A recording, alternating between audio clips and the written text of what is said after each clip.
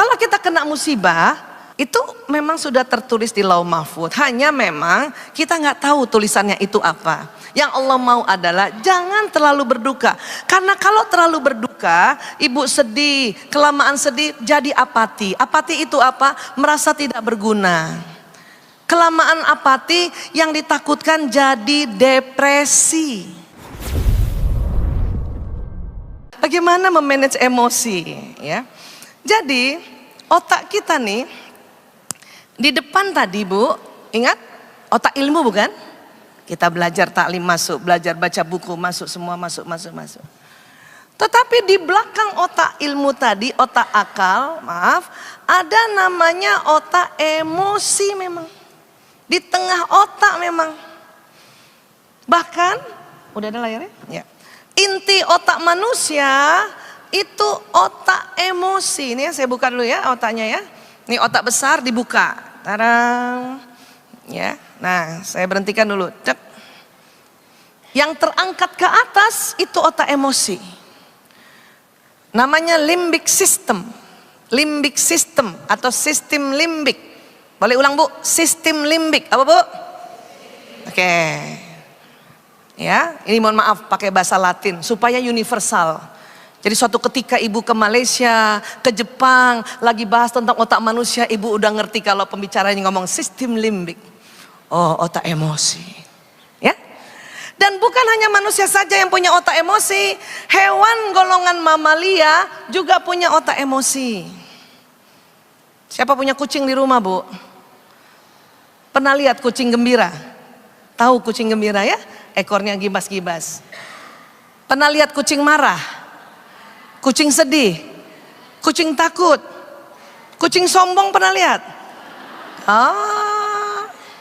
Saya punya kucing tuh kadang-kadang kalau masa birahi yang perempuan sombong banget. Taunya dari mana? Ekornya terangkat dan kepalanya terenggadang. Gitu dia sombong. Karena kucing hewan mamalia dan punya otak emosi. Otak emosi tidak bisa hilang. Yang hanya bisa kita tahu bahwa otak emosi di tengah otak. Makanya para ahli neuroscience mengatakan inti otak manusia otak binatang. Makanya harus belajar untuk dikendalikan. Ramadan adalah waktu yang banyak untuk bisa mengendalikannya.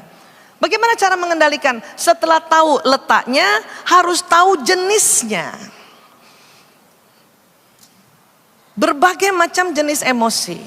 Dan setiap jenis kalau diukur ada listriknya Pak, Ibu. Sehingga ada frekuensinya. Kemudian waktu digambar, kok kayak tangga. Makanya disebut level emosi. Kalau di Ad-Dinul Islam, ini dipelajari dengan istilah nafsu lawwamah, nafsu ammarah. Dan ada nafsu juga yang tidak negatif tapi positif namanya mutmainnah. Emosi juga begitu. Ada negatif, ada positif. Negatif positif bukan maksudnya jelek atau buruk ya. Itu karena frekuensinya. Istilah negatif itu belum tentu buruk Bu. Ibu ingat gak? Waktu zaman COVID. Ibu kalau tes COVID maunya positif apa negatif? Buruk gak negatif? Nah, jadi negatif atau positif bukan berarti hanya buruk dan baik saja ya, tetapi ini frekuensinya. Ibu ingat ya, otak emosi nggak bakal bisa hilang. Marah tetap ada di otak kita, sedih tetap ada, takut tetap ada, tetap. Allah yang ciptakan, supaya apa? Supaya hidup kita dinamis. Ya, pernah dicoba atau diteliti oleh Daniel Goleman, ahli emosi. Dikebiri otak emosi beberapa orang, apa yang terjadi? Istrinya diganggu temannya nggak marah. Anaknya diinjak-injak orang, dia nggak marah, malah senyum saja. Itu nggak benar kan? Maka otak emosi nggak bisa hilang. Tapi yang Allah mau adalah dikala emosi itu turun frekuensinya, cepat-cepat naikkan ke atas. Karena yang ke atas itu yang positif frekuensinya. Mulai dari semangat, menerima, termasuk bersyukur di situ, ya. damai termasuk senang di situ, gembira di situ, dan yang the top one-nya adalah enlightenment, pencerahan. Diharapkan itu sebetulnya. Jadi sewaktu turun, naikkan lagi. Turun, naikkan lagi. Memang itu kerja kita. Ya. Nggak mungkin kalau ibu misalnya ada yang tanya, Bu Aisyah gimana caranya supaya emosi kita selalu di positif? Nggak mungkin. Nggak mungkin. Ibu nih maaf, nauzubillah min zalik. Lagi senang-senang di sini, lagi tenang, damai. Tiba-tiba ibu ditelepon dari rumah, ya. Kata mbak di rumah, ibu, ya, adik demam. Itu emosi ibu pasti turun, paling nggak ketakut, Bu. Dari yang damai 600 Hz, takut 100 Hz, itu lemes badan, Bu. Ibu bayangkan ya, waktu banjir kemarin ibu lagi tenang-tenang. Ini waktu di sini banjir datangnya malam, siang, pagi, malam ya. Saya waktu itu maaf ada di Mekah soalnya jadi nggak tahu persis. Mungkin lagi tenang-tenang tiba-tiba banjir. Lagi tenang, coba bayangkan lagi tenang itu ada di 600 Hz. Tiba-tiba turun ke takut 100 Hz. Tapi ingat, karena keadaan darurat tadi, hormon stres tadi membuat ibu walaupun ibu takut bisa loncat, Bu. Bahkan bisa gendong 3 anak sekaligus, anak balita misalnya. Itu ada kekuatan memang diberikan. Ya. Paham sampai sini, Bu? Nah, yang Allah mau adalah waktu naik ke atas itu banyak caranya, Bu. Tapi yang Allah mau, ingat aku. Boleh nggak Bu Aisyah sambil nangis, ya saya lagi sedih atau saya lagi takut nangis? Boleh, Bu. Tapi waktu nangis juga ibu ingat Allah. Ya Allah gitu. Yang dimaunya Allah. Tapi ibu juga harus paham, misalnya temennya lagi sedih, lagi nangis, ya. Sudah sebut Allah saja itu sudah luar biasa. Jangan juga ibu paksa, bukan itu sebutannya, coba sebut istighfar. Susah, Bu. Lagi nangis, istighfar, susah, Bu. Dia udah ngomong ya Allah, itu udah bagus. Bukan itu. Kalau takut harus istirja. Susah, Bu, lagi nangis. Ibu aja yang istirja sebagai teman. Paham tentang ini? Iya. Karena ada orang juga waktu turun naik ke atasnya bukan sebut Allah. Ada nggak orang lagi marah sebut nama setan? Setan, bukan itu? Itu yang membedakan antara orang satu dengan orang yang satu lagi. Atau bahkan disebut nama binatang. Karena ini kan otak emosi kan otak binatang kan. Pernah dengar ada orang marah yang disebut otak binatang? Lain kalau anak sekarang mah bukan marah aja, dia senang juga ngomong anjay. Itu cuma hanya marah, senang. Tapi ada orang yang marah, dia sebut nama binatang yang kasar. Itu yang nanti derajatnya yang turun itu. Paham sampai sini ya? Nah, tapi kalau ibu tanya sama saya, Bu Aisyah, ya buat semuanya ya, tadi diwakili oleh Bu Fia. Bagaimana caranya supaya lebih sering, ingat ya bukan selalu, lebih sering berada di nafsu mutmainnah. Itu tadi ingat Allah, ya. Ingat Allah. Bahkan ini tadi kan kita sudah bahas di surat ya, Al-Baqarah 152 disuruh ingat Allah supaya Allah ingat kita dan disuruh bersyukur.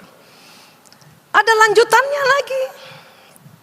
Ya ayyuhallazina amanu ista'inu bis-sabri was-shalah innallaha ma'as-sabirin, ya.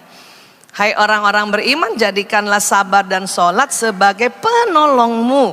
Sesungguhnya Allah bersama orang-orang sabar. Sabar itu yang tadi tuh, upaya selalu ingat Allah, upaya istighfar, upaya istirja, ya. Pergi ke taklim itu juga dalam rangka sabar. Sabar itu dari bahasa Arab sabaru yasbiru, artinya menahan. Menahan untuk tidak memendam. Kalau memendam dia akan keikat-ikat lagi di kolbu. Dan menahan untuk tidak mengumbar. Ibu marah nih. Ada orang kayaknya sabar, tapi sebetulnya dia memendam. Bisa sakit nanti. Suara Tuhan juga ketutup. Itu namanya memendam. Bukan sabar. Sabar tuh menahan, ya. Ada lagi orang marah, ya, kan marah di sini nih. Belum sampai ke leher sini juga, baru sampai mulut diumbar. Apa? Ah gitu. Itu mengumbar. Itu juga bukan sabar. Sabar itu menahan. Dengan apa? Naikkan level emosi. Ya Allah, astagfirullahaladzim. Innalillahi wa inna ilaihi rajiun. La haula wa la quwata illa billahi. Terus. Tanpa terasa kita akan naik level emosi tadi. Dan sholat. Kenapa sholat disuruh jadi penolong? Karena Masya Allah, gerakan sholat ini membawa luar biasa kebermanfaatan ya. Nah, ini salah satunya dari jutaan kehebatan sholat. Apalagi prosesi sujud. Prosesi sujud ya Bu, ya baik-baik, boleh? Mudah-mudahan kelihatan semua gambarnya ya. Mana? Kelihatan nggak? Boleh diperbesar saja gambarnya, nggak usah ada muka saya. Bapak Ibu, Masya Allah, Allahu Akbar. Prosesi sujud ini ternyata membuat otak kita yang bagian depan ini, yang tadi kita sudah isi ilmu, di taklim kah, baca buku kah, belajar kah, ini akan ya dialiri darah Bu. Dan juga ada lagi otak bagian belakang yang isinya watak dan bakat. Ini akan dialiri darah dari jantung. Kenapa? Karena rupanya lokasi otak ini, kalau posisi berdiri dan duduk, darah nggak sampai ke lokasi itu, walaupun sudah ada salurannya. Coba lihat baik-baik Bu, sudah ada salurannya. Tapi dengan posisi sujud itulah baru darah mengalir ke otak ilmu dan juga di sini otak watak dan bakat. Setiap orang ada 2 jenis wataknya, ada 8 bakatnya. Ibu yang merasa bakatnya terpendam, kalau sujud agak lamaan sedikit ya, supaya terakses tuh bakatnya tuh, mana bakat saya gitu ya. Dan yang uniknya apa? Di belakang, di bawah ubun-ubun. Ini ubun-ubun kalau sujud dia di bawah jadinya ya. Di bagian sini nih Bu. Disinilah lokasi khilaf dan dusta. Kalau ibu khilaf, ibu dusta, itu berkumpul di bawah ubun-ubun Bu. Dan ini juga harus dialiri darah untuk dibersihkan. Tuh Bu, untuk dibersihkan. Jadi yang bagian otak ilmu harus dialiri darah supaya ilmunya manfaat. Karena banyak juga orang berilmu, ilmunya nggak bisa dipakai. Cuman ditaruh aja di situ, nggak nyala dia. Kenapa? Sujudnya kurang. Atau sujudnya tidak tumak nina. Baru juga sujud udah berdiri, darah belum sampai ke otak, udah dia jalan lagi, turun lagi. Ngerti ini Bu? Watak di situ ada kekuatan dan kelemahan. Dengan bersujud, ya, dengan bersujud dan kita berdoa dalam sujud itu, kekuatan watak kita yang terakses, kelemahan tetap ada tapi nggak nyala-nyala, jarang nyalanya. Bakat juga terakses. Dan yang paling luar biasa, khilaf dan dusta dibersihkan. Dan satu lagi tadi kita belajar otak emosi juga dialiri darah. Sehingga tanpa terasa Bapak Ibu sujud, ya, sujud, naik, sujud, tahu-tahu emosinya udah naik di level mutmainnah. Di Ramadan tadi saya sudah sampaikan, bukan hanya kita kejar sholat yang wajib, tapi sholat sunnahnya kita kejar, tarawihnya kita kejar. Berarti lebih banyak sujudnya bukan? Nah disitulah maknanya kenapa di Ramadan itu ya salah satu untuk memanage emosi itu tadi lakukan sholat yang tumakninah. Yang benar sujudnya. Kenapa? Karena kalau berdiri begini Bu, darah nggak sampai ke tempat otak yang tadi dialirkan. Sudah ada salurannya Bu, udah ada kabelnya, tapi belum sampai situ. Maka para ilmuwan mengatakan ya, darah sampai ke otak bagian-bagian tadi itu hanya dapat dengan posisi sujud.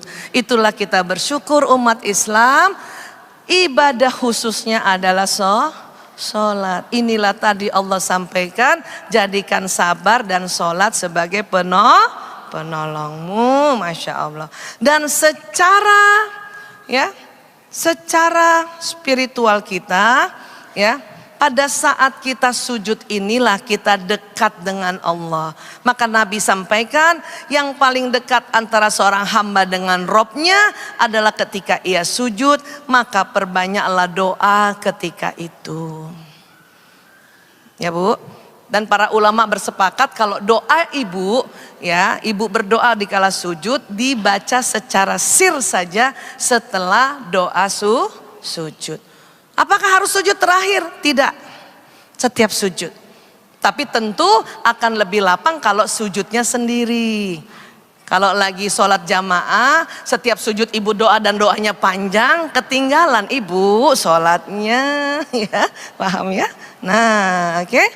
Dan betulkah di bawah ubun-ubun itu ada tempat khilaf? Betul Bu, itu namanya nasiyah, udah diteliti Bu.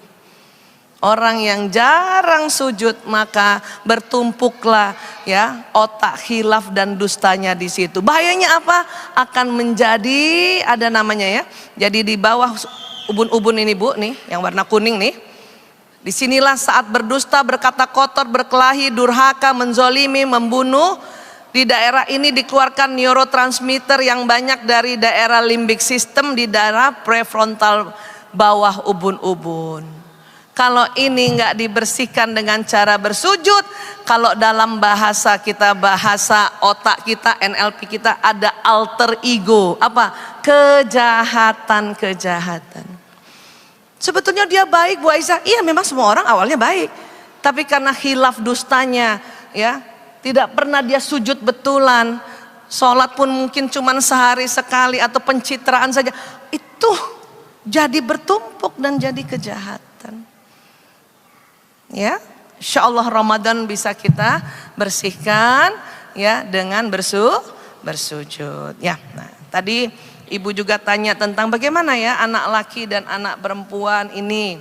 Memang anak laki-laki ini milik ibunya seumur hidup, betul Bu? Ya, kata Nabi begitu, ya, milik ibunya seumur hidup. Anak perempuan milik siapa? Milik ayahnya sampai ayahnya menyerahkan kepada calon suaminya. Makanya kalau bapak-bapak kalau nikahin anak perempuan tuh aduh sedih banget Bu. Karena akan diambil suaminya. Kalau ditanya sebatas mana anak-anak senang dipeluk, sebatas mana? Pada saat dia sudah balik, ya, ini nggak ada gambarnya ya. Ya baik. Pada saat dia sudah balik, anak-anak hanya senang diusap punggungnya Bu. Ya, Ibu punten, boleh berdiri sebentar. Saya contohin. Baik anak perempuan dan anak laki, maaf. Kalau dia sudah balik, lebih senang hanya diginikan saja, atau diginikan saja, atau kepala gitu. Nggak bisa lagi kayak waktu kecil. Ada nggak kayak gitu. Diul nggak suka gitu. Ini bagian sininya, ya, bagian sininya. Dan pada saat juga dilihat teman-temannya anak laki diginikan, itu juga masih kelihatan jantan, dan hero gitu ya. Bukan yang nggak usah kayak gitu. Ya. Jadi Ibu ketawa. Jadi ditepuk-tepuk saja sini. Bapak juga usap-usap kepalanya anak laki, dia akan senang banget. Ya, kurang lebih kayak gitu ya Bu ya. Iya, baik. Assalamualaikum Ustazah. Waalaikumsalam warahmatullahi wabarakatuh. Pertanyaan pertama, jika ingin marah tetapi ditunda maka sudah tidak selera marah lagi.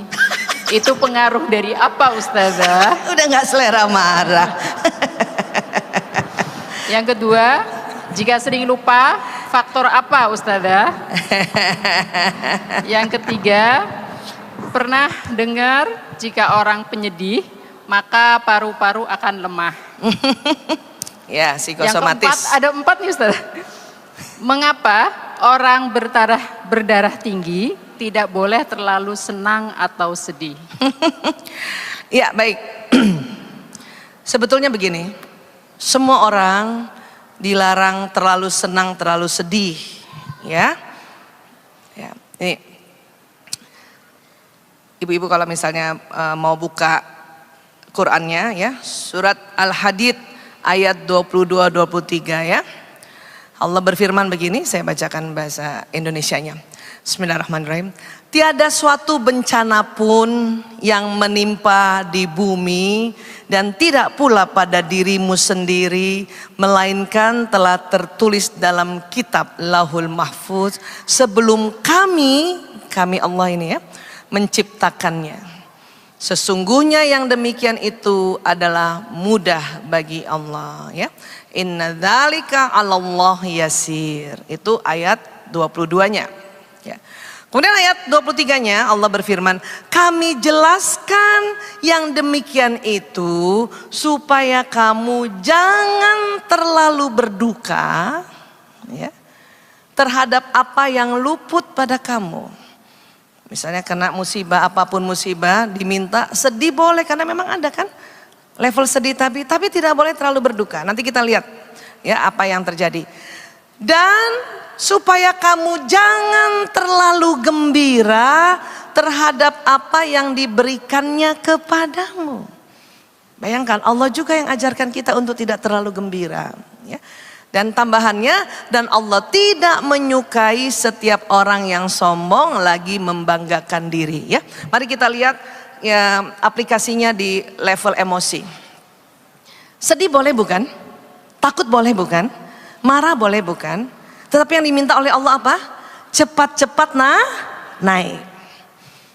Kalau kita kena musibah, itu memang sudah tertulis di Lauh Mahfuz. Hanya memang kita nggak tahu tulisannya itu apa. Yang Allah mau adalah jangan terlalu berduka. Karena kalau terlalu berduka, ibu sedih, kelamaan sedih jadi apati. Apati itu apa? Merasa tidak berguna. Kelamaan apati yang ditakutkan jadi depresi. Depresi ini apa? Rasa tidak berguna, akhirnya punya pikiran daripada saya nggak berguna, mendingan saya mati. Disinilah suka bunuh diri orang. Makanya Allah bilang jangan terlalu berduka. Bukan hanya yang hipertensi saja, kita semua. Terus Allah juga bilang jangan terlalu gembira. Makanya pada saat kita di atas juga lagi semangat kah, lagi bersyukur, lagi senang, harus sebut Allah juga. Makanya disuruh sebut Masya Allah, Alhamdulillah, Allahu Akbar. Supaya apa? Jangan terlalu senang. Karena ada penyakit mental kalau terlalu senang, itu namanya manik. Orang kalau dalam manik ini, euforia terlalu senang, ya, bukannya orang itu disayang, dipeluk, malah dipukul-pukulin. Saking senengnya.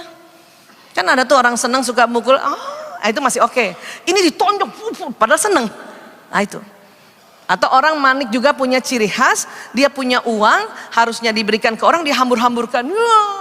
Senang, senang, senang. Itu manik. Dan Allah nggak boleh kita sampai situ. Nggak boleh. Makanya ada penyakit sekarang ya, 2 minggu depresi, 2 minggu manik. Ini yang disebut bipolar. Kalau merasa seperti itu, segera cari pertolongan, datang ke psikiater, akan dibantu dengan ikhtiar obat-obatan yang Allah juga sudah perintahkan, kasih ini, kasih ini. Paham ya? Dan tambahan tadi satu, ya Allah tidak suka orang sombong. Lihat posisi sombong ibu. Posisi sombong itulah adalah tangga antara emosi negatif dan emosi positif. Dan sombong itu adalah sifat setan. Maka pada saat kita turun lagi sombong bu, segera istighfar. Astagfirullahaladzim, astagfirullahaladzim, astagfirullahaladzim. Lagi sholat juga kadang-kadang gitu kan. Ada tuh kadang-kadang, kan harusnya waktu kita sholat, kita mungkin waktu sholat, kita berada di damai kah, atau pencerahan, atau paling enggak semangat. Saking semangatnya, karena sudah belajar juga di mana-mana bahwa sholat itu apabila sujud darah mengalir. Pas kita sujud kita langsung sombong. Yang lain nggak tahu. Ibu harus lagi sujud pun langsung astagfirullahaladzim, astagfirullahaladzim, astagfirullahaladzim. Supaya naik levelnya. Kalau enggak, kita melakukan sholat pun di luar nafsu mutmainnah, bahaya. Sombong. Ya. Saya juga kalau mau naik manggung itu, waduh, istighfarnya banyak banget bu. Apalagi pas yang sombong tuh suka gitu kan, gue, astagfirullahaladzim, astagfirullahaladzim, astagfirullahaladzim. Dan ingat ya Bu, sombong sama semangat emang 11-12. Tangganya deket. Kadang semangat jatuh ke sombong. Aisyah, ini siapa yang masak kuenya? Gue. Itu sombong. Maka kan dilarang kita. Ya, setiap dipuji orang terus pengen ngomong sombong gitu langsung astagfirullahaladzim, astagfirullahaladzim. Supaya naik lagi levelnya ke semangat. Enak ya? Iya Aisyah, alhamdulillah. Itu yang namanya bersyukur atau semangat masuk mutmainnah. Tapi karena sombong dengan semangat tangganya deketan, sering kita, Aisyah, ini siapa yang masak enak banget? Alhamdulillah, gue. Makanya semangat sering terprosok ke sombong itu. Makanya harus istighfar. Astagfirullahaladzim. Masya Allah, tabarakallah. Alhamdulillah. Ngerti Bu? Jadi setiap langkah, setiap step di dalam emosi memang harus ingat Allah. Paham sampai sini ya Bu ya? Iya. Tadi jadi bukan orang hipertensi aja yang begini ya. Iya. Ya Allah, jawaban satu aja udah lama Bu. Tadi yang pertama apa tadi? Sampai lupa. Mungkin yang pertama aja kita jawab lagi. Apa tadi? Yang pertama tadi jika ingin marah tetapi ditunda maka sudah tidak selera marah. Itu yang kebiasaan melabrak itu. Ya, melabrak itu kayaknya enak banget. Puas aku. Ya. Sebetulnya waktu menunda tergantung. Ini lagi marah nih. Lagi marah kan Bu? Ini marah ya. Kan disuruhnya sabar, nahan dulu. Untuk apa? Untuk tidak memendam turun ke bawah dan tidak melabrak, lepas marahnya. Sabar itu tahan untuk apa? Sebut Allah, astagfirullahaladzim, astagfirullahaladzim, astagfirullahaladzim. Supaya naik dia, naik. Tahu-tahu ibu udah semangat aja atau bahkan menerima. Jadi tadi ada kalimat ya, kalau ditunda kok jadinya kayaknya hilang marahnya ya, tergantung. Hilangnya ke bawah atau menjadi menerima, yang mana? Kalau dia menjadi levelnya mutmainnah, itu menerima dengan muka senyum gitu. Suami datang muka rata, nggak ada ilmu di sini, udah kita senyum susah-susah, dia masih muka rata, ya. Yang tadinya kita semangat pulang dari taklim, katanya suruh senyum sama suami, tapi mukanya rata, bisa turun Bu ke marah, bisa turun ke marah. Tapi disuruh sabar kan? Suruh apa sabar? Sabar. Tetap senyum tapi dalam hati astagfirullahaladzim, astagfirullahaladzim, astagfirullahaladzim. Itu sabar. Supaya naik levelnya akhirnya menerima. Dan ingat lagi otak ini bahwa oh iya laki-laki memang kayak gitu. Akhirnya kita terima sambil senyum. Tapi kalau ibu pada saat marah lihat muka suami rata karena nggak ada ilmunya. Dan ibu tidak istighfar, dia makin turun. Marahnya makin turun, makin turun, makin turun. Dan akhirnya makan yang tadinya senyum mukanya. Diam juga sih. Tapi bukan diam sabar. Diam memendam. Kelihatannya sabar, matinya bunuh diri. Karena makin ditekan ya.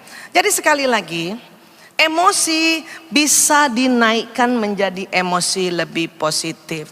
Bisa. Tapi kadang kita nggak mau. Kenapa? Karena pengen tadi tuh ngelabrak. Kayaknya puas banget. Ngelabrak itu. Tetapi itu cara yang keliru juga. Itu bukan sabar, itu namanya mengumbar. Atau kalau bahasa di dalam bahasa manajemen emosi, ekspresif. Kalau memendam namanya supresif. Sabar itu namanya releasing. Mana yang lebih beruntung? Mana lebih bermanfaat? Yang sabar. Masa didiemin aja Bu Aisyah? Kalau misalnya suami bikin salah, bukan didiemin Bu. Ibu naikkan dulu level emosinya sampai tenang atau sampai damai, baru sampaikan pada suami. Supaya apa? Supaya apa yang ingin kita sampaikan, dia terima dengan tersentuh, bukan tersinggung. Ibu maunya gitu kan? Contoh, saya kasih contoh misalnya ya. Pernah suatu ketika suami saya dulu nih ya, pergi keluar kota, sampai di luar kota dia lupa kasih tahu saya. Yang dikasih tahu sekretarisnya. Saya Ya, tadinya nggak ngerti tuh bahwa sekretarisnya yang tahu. Banyak tamu bilang, Bu Aisyah, ya Pak Dokter sudah di Jatinom ya di Klaten. Loh, kok Bapak tahu? Iya, tadi sekretarisnya yang bilang. Oh mulai, mulai kan turun levelnya marah. Mulai marah, pikiran dan perasaan mendidih, ya kan? Iya. Antara marah dengan sombong naik turun, Bu. Marah, kadang sombong lagi. Oh, dia cuma ngasih tahu sekretarisnya ya, bukan aku. Dikiranya aku siapa ya? Oh itu sombong namanya. Turun lagi marah, marah sombong, marah sombong, marah sombong. Nggak naik-naik sampai atas, Bu. Kenapa? Nggak istighfar soalnya. Ya. Terus waktu kita mau beritahu suami dalam kondisi marah, tiba-tiba kita telepon, terus kita ngomongnya jelek banget. Oh gitu ya. Walaupun suami nggak lihat muka saya, pasti dia udah tahu kalau saya ngomong kayak gitu jelek muka saya. Oh gitu ya. Aduh, itu kalau sinetron jeng gitu. Ya. Itu apa yang terjadi? Suami malah tersinggung bukan tersentuh. Dulu begitu, sebelum belajar sedikit-sedikit tentang manajemen emosi. Setelah belajar tahu seperti itu, ingat perintah Nabi. Kalau lagi marah berdiri, duduk. Dengar kabar, oh Pak Toto udah di Jatinom, Klaten. Loh, Bapak kok tahu? Saya tahu dari sekretarisnya. Apa? Duduk. Istighfar. Astagfirullahaladzim. Astagfirullahaladzim. Astagfirullahaladzim. Berapa kali Bu Aisyah istighfarnya? Tergantung. Saya kalau marah sama anak 3 kali istighfar sudah naik levelnya. Sama suami 9 kali. Astagfirullahaladzim. Astagfirullahaladzim. Udah tenang baru tuh.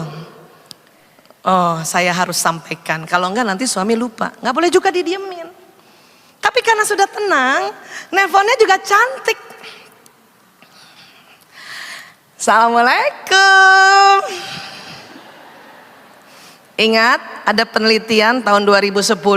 Laki-laki yang menjadi suami senang sekali kalau lagi ngomong berdua atau lagi ditelepon, istrinya bersuara manja bagaikan gadis remaja yang centil. Itu penelitian, Bu. Saya dulu salah, terlalu mandiri.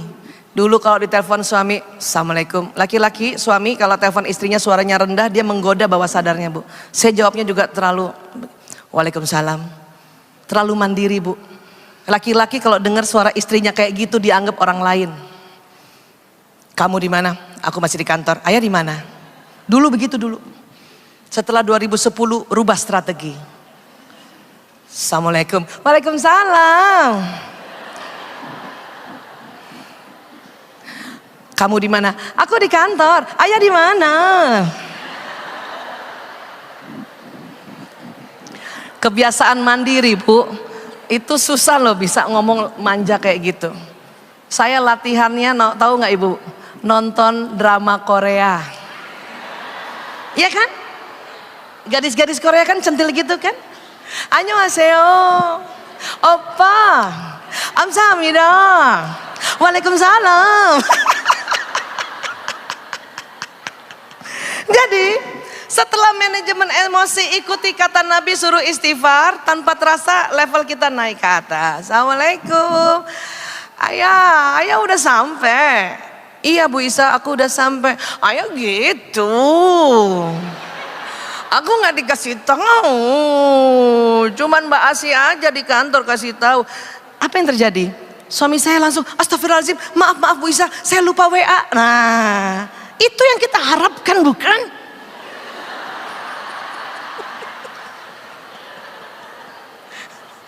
Tapi kalau ibu tadi dengan kemarahan, belum di manage emosinya, belum dirilis, belum duduk, belum istighfar, langsung ambil telepon, oh gitu ya, sekretaris aja yang kamu kasih tahu, aku nggak dikasih tahu ya. Pasti suami akan denial, dia juga akan bertahan. Siapa yang bilang? Enggak, itu buktinya temannya. Akhirnya suami nggak ngerti apa yang kita inginkan. Sejak saat itu suami saya kalau keluar kota, saya nomor 1 yang di WA. Terus saya bilang, terus ingat ya, kalau sudah suami melakukan hal-hal yang ingin kita inginkan, tolong kalimatnya nah, ya, hindari. Nah, gitu dong, hindari itu. Karena besok dia rubah lagi itu. Atau kalimat makanya, nggak suka orang. Terima kasih ya ayah, aku sudah dikasih tahu. Asik. Itu yang bikin kita masuk surga, Bu. Belum lagi surga akhirat, sudah surga dunia kita masuk, oke?